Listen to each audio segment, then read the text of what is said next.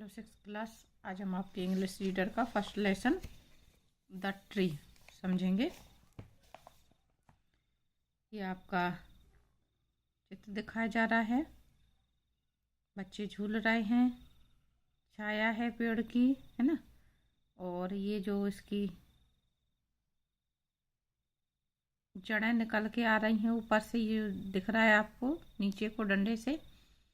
तो इससे ये समझ में आ रहा है कि ये आपका वेनियन ट्री है, यानी बरगद का पेड़ है।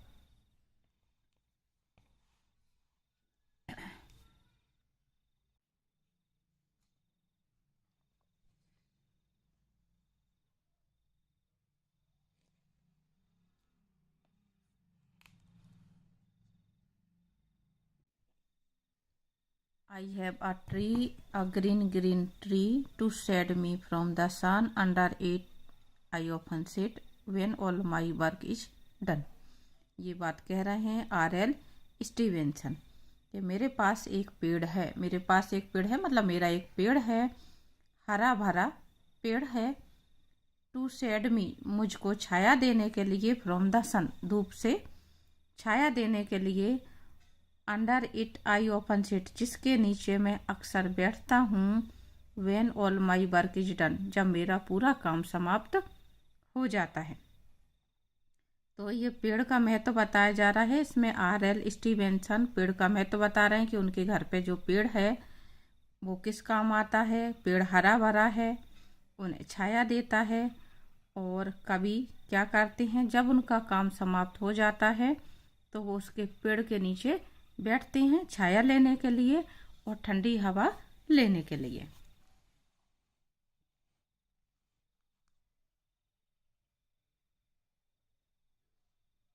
The big banyan tree in our village is 50 years old, says grandma. दादी माँ कहती हैं, द बिग बेनियन, बेनियन कहते हैं बरगद के पेड़ को। हमारे गांव में जो बरगद का पेड़ है वो 50 साल पुराना है। बिग यानी बड़ा, विलेज यानी गांव, 50 यानी 50 और ईयर्स यानी वर्ष या साल। तो दादी माँ कहती हैं कि हमारे गांव में जो बरगद का पेड़ है वह कितने साल पुराना है, 50 साल पुराना है।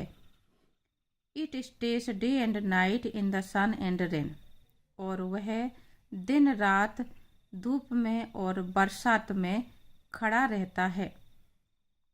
स्टे यानी खड़ा रहना, डे यानी दिन, नाइट यानी रात, और सन यानी सूरज होता है, वैसे धूप के लिए भी यूज करते हैं तो धूप में, और रेन यानी बारिश यानी बरसात में।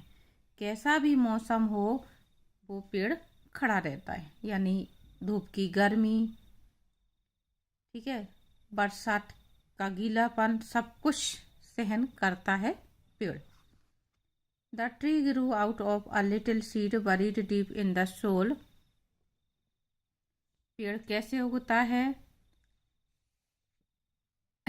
पेड़ एक छोटे से बीज से, ग्रू यानी उगना, उगता है, जो कि मिट्टी में गहराई में सोया रहता है, यानी गड़ा होता है।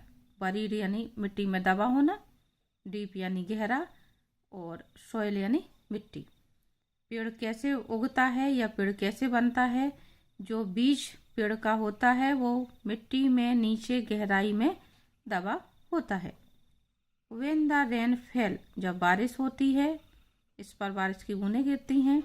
The seed woke up from its sleep, बीज, सीड यानी बीज, बीज अपनी नींद से जागता है। The day the sun shone it opened its eyes, और जब सूर्य खिलता है यानी धूप निकलती है तो ये अपनी आंखें खोल देता है। आइज वाइड एंड सा द वर्ल्ड अराउंड, और ये अपनी आंखें खोल के चारों तरफ पूरी दुनिया को, संसार को देखता है। आ प्लांट वाज बोर्न, और इस तरह से एक पौधे का जन्म होता है। अब जो बात कही जा रही है कि बीज सोया रहता है, आंखें खुलता है, कहने का जो आशा है इसमें कि पेड़ कैसे बनता है। बीज जो मिट्टी में दबा होता है, जब उसमें पानी पहुंचता है बारिश का, तो बीज फूल जाता है, उसमें नमी मिलती है, तो उसमें अंकुरण फूट जाता है। इसलिए कह रहे हैं वोका फ्रॉम इट्स स्लीप, कि अपनी नींद से जाग जाता है।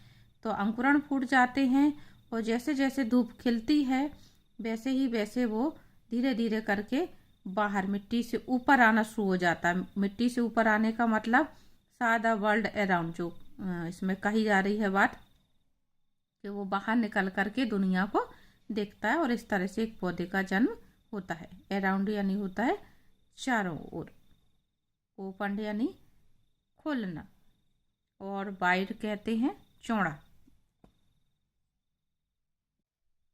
Gradually the plant grew up into a big tree. Gradually उच्चारण है, जब भी डी के बाद यू आ जाती है तो यू की वजह से इसका उच्चारण डी यू का डू नहीं होता है, जू हो जाता है। तो ये आपको पढ़ते समय ध्यान रखना है। कुछ स्पेलिंग के नियम मैं जो आपको बताऊंगी बीच बीच में, ये आपको ध्यान रखना है।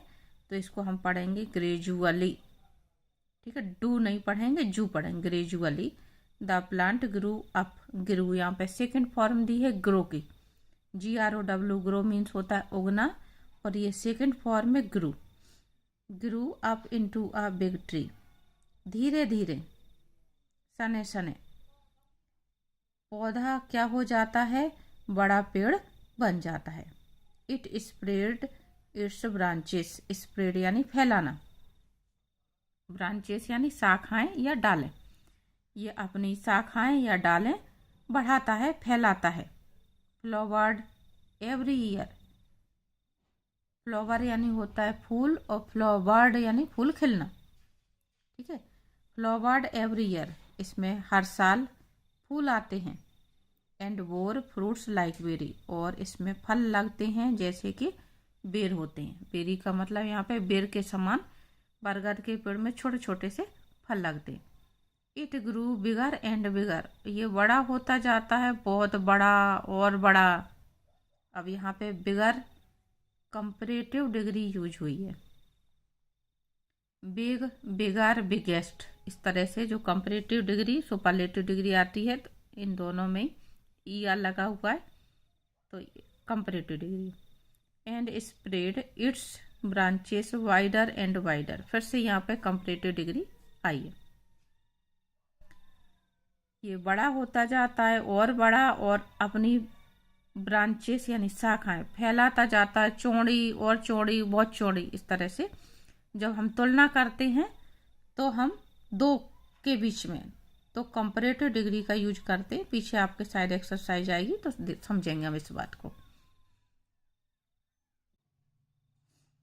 यहाँ आगे बढ़ने से पहले मैं आपको एक सूचना दे दूँ, कुछ बच्चों को दिक्कत पड़ रही है बराबर वीडियो ढूंढने में। तो पहली बात तो ये कि चैनल को आप सब्सक्राइब करके रखें, तो जब भी कोई नया वीडियो डलता है तो आप तक आसानी से पहुंच जाएगा, आपको ढूंढने की दिक्कत नहीं पड़ेगी।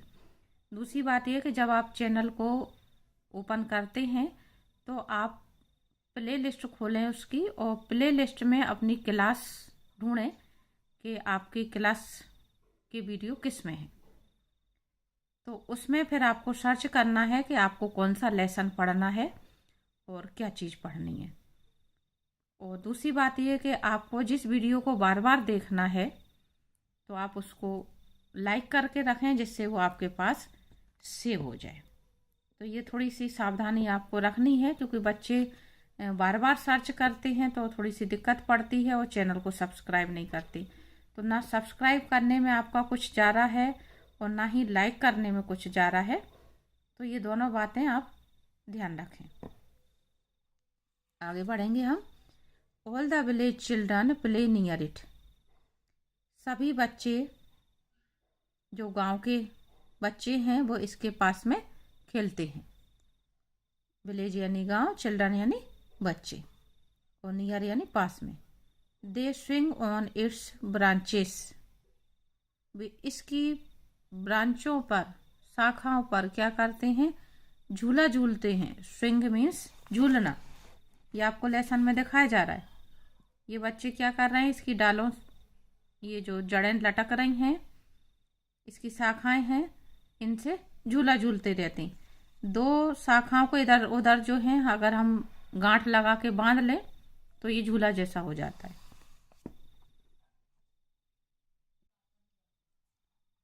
एंड हैव फन, और मजे करते हैं। Sometimes when they get tired they sleep under its shade. कभी कभी जब वो थक जाते हैं, गेट टायर्ड यानी थकना, दे स्लीप, स्लीप यानी सोना, वो अंडर यानी नीचे, शेड यानी छाया। कभी कभी जब बच्चे खेलते खेलते थक जाते हैं तो वो क्या करते हैं, पेड़ के नीचे ही, वृक्ष के नीचे सो जाते हैं। In the afternoons passer by sit under the tree. दोपहर के समय जो राहगीर हैं वो क्या करते हैं, इसके पेड़ के नीचे बैठते हैं। They rest for some time and move on. कुछ देर आराम करते हैं और फिर वहाँ से चले जाते हैं। यानी जब लोग बाग यात्रा करते हैं, जो पैदल यात्रा करते हैं, तो उन्हें पैदल यात्रा करते करते जब थकान हो जाती है तो वो इसके पेड़ के नीचे थोड़ी देर के लिए बैठ जाते हैं और फिर अपने चले जाते हैं। The tree is a home for many birds, small animals and insects. ऐसा नहीं है कि वृक्ष सिर्फ बच्चों के काम के हैं या लोगों के काम के हैं। यहाँ पे ये बताया जा रहा है कि वृक्ष सभी को शरण देते हैं। वृक्ष और किस किस का घर है, अ होम, होम मीन्स घर, फॉर अ मैनी बर्ड्स, जो बरगद का पेड़ है या कहें कोई सा भी वृक्ष है, वो बहुत सारे पक्षियों का भी घर होता है। स्मॉल एनिमल्स का भी घर होता है, छोटे जो जानवर होते हैं जैसे गिलहरी वगैरह, ठीक है। एंड इंसेक्ट्स, और इसके अलावा कुछ जो कीड़े मकोड़े होते हैं उनका भी घर होता है, लाइक स्पैरोस। यहाँ पे बताया जा रहा कौन कौन का घर होता है ये, जैसे कि स्पैरो, हमारे घरों में जो चिड़ियाँ रहती हैं गौरैया कहते हैं जिनको, स्पैरोस, उनका घर होता है। पैरट्स, तोता, पिजन, कबूतर, क्रोस, कौआ, स्क्विरल्स, गिलहरी, एंड आंट्स यानी चींटियाँ। तो यहाँ पे जो बात कही जा रही है बर्ड्स, तो स्पैरो, पैरट्स, पिजन, क्रोस, ये आपके बर्ड्स हो गई, ये आपकी स्मॉल एनिमल हो गई, और ये इंसेक्ट, इंसेक्ट कहते हैं कीड़े मकोड़े।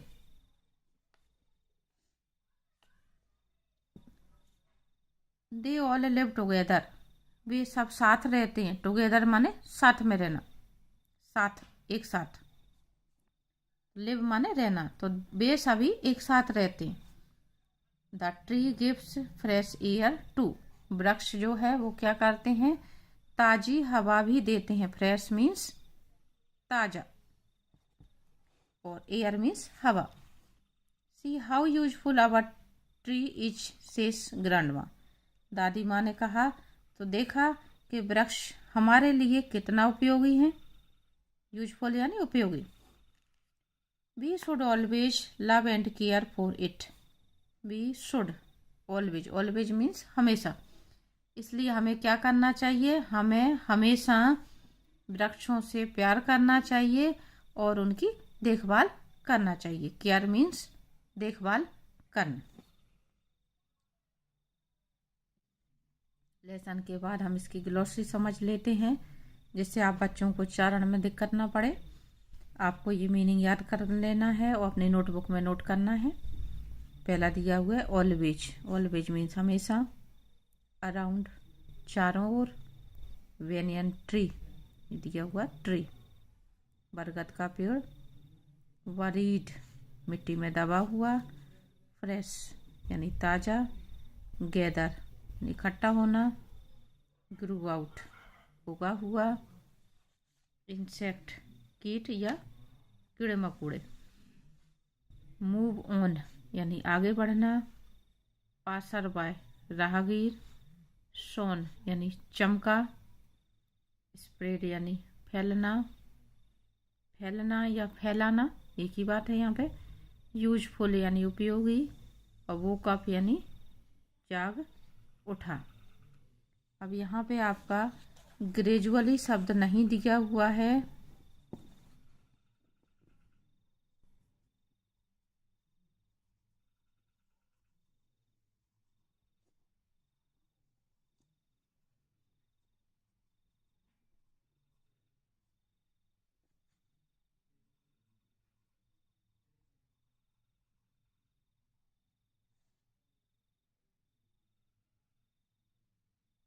ग्रेजुअली मीन्स धीरे धीरे। मैंने अधिकतर शब्द आपको मीनिंग उसमें बता दिए हैं, और कोई शब्द अगर आपको ऐसा कठिन लगता हो वर्ड, तो आप वीडियो को देखें सावधानी से और मीनिंग नोट कर लें। तो उम्मीद करती हूँ इतना आपको समझ में आ गया होगा।